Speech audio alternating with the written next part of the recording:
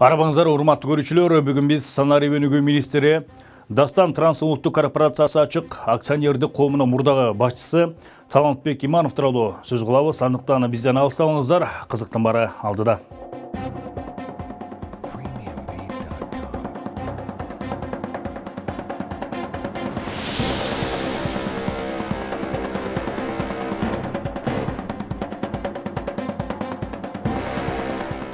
Талантбек Иманов 1986 жылдын 5 декабрында Ысык Көл облусунун Ак Суу районундагы 3 Кайнар айылында туулган.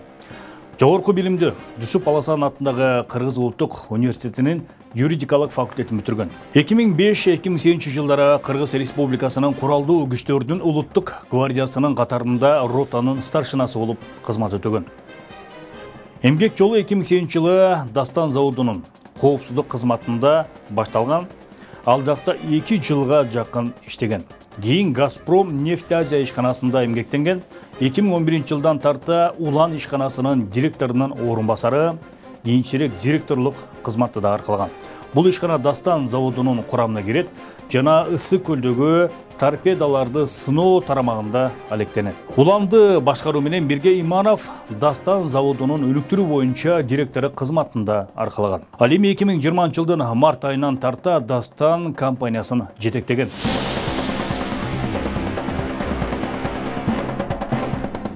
Үстүбүздөгү жылдын 19 январында Жогорку кеңеш кезектеги сессиясында Санарип өнүктүрүү министри кызматына Талантбек Имановдун талапкерлигин колдогон. Ага 53 депутат макул, 3-өө каршы добуш беришкен. Талантбек Иманов жыйынтыгы жокко чыккан 2020 жылкы парламенттик шайлоого ошол убактагы бийликчил делген Биримдик партиясынын алдыңкы сабында шайлоого катышкан.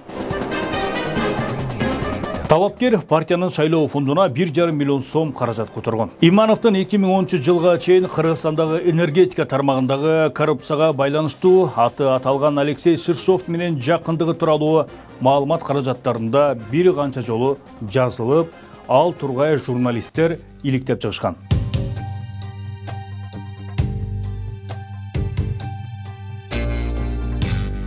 Ага алайык Талантбек Иманов 2010 жылга чейин Ширшовдун айдоочусу жана жан сакчысы болгон.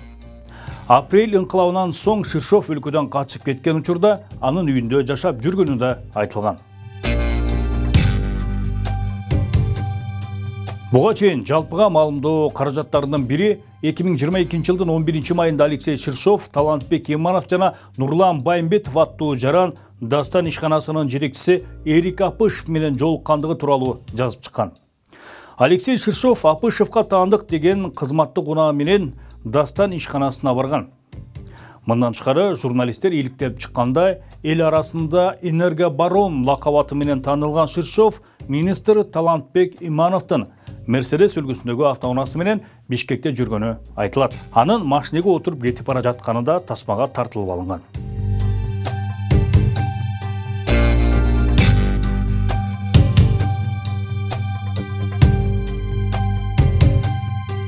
Кийинчерээк Талантбек Иманов Ширшов менен жолугуп турарын ырастап, бирок Ширшов кызматтык автоунаасы менен жүргөнү тууралуу маалыматты четке каккан. Эскерте кетсек, Максим Бакиевдин өнөктөшү энергетика тармагында чуулгандуу иштерге айыпталган Алексей Ширшов үстүбүздөгү жылдын 10 майында кармалып, ошол эле күнү соттун чечими менен 26 майга чейин үй камагына чыгарылган. Президент Садыр Жапаров 11 майда Фейсбуктагы баракчасына Ширшовду бир канча ай мурда кабыл алганын, ал мурдагы президент Курманбек Бакиевдин уулу Максимдин банкта камакта жаткан 200 миллион долларын кайтарууга көмөктөшүп жатканын жазган. Бул билдирүүдөн кийин президенттин басма сөз катчысы мамлекет башчынын Ширшовго бир дагы кылмыш иши козголгон эмес деген сөзүнө толуктоо киргизген. Ал эми Политмер Слет KG сайтынан алынган маалыматтарга ылайык, министр Талантбек Иманов өлкөнүн волонтерлору коомдук бирикмесинде негиздөөчүсү катары көрсөтүлгөн. Мындан сырткары ал жерде Дастан заводунун азыркы башчысы Эрик Апышев дагы негиздөөчүлөрдүн катарын толуктайт. Кезинде Апышев министр Иманов менен бирге коомдук бирикме түзгөн. Бул Дастан заводунун азыркы жана мурдагы директорлорунун байланышы бар экенин көрүүгө болот. Урматтуу көрүүчүлөр, бүгүн биз Санарип министри Талантбек Иманов жөнүндө ачык булактардан алынган маалыматтар менен тааныштырдык. Көрүшкөнчө сак саламат калыңыздар.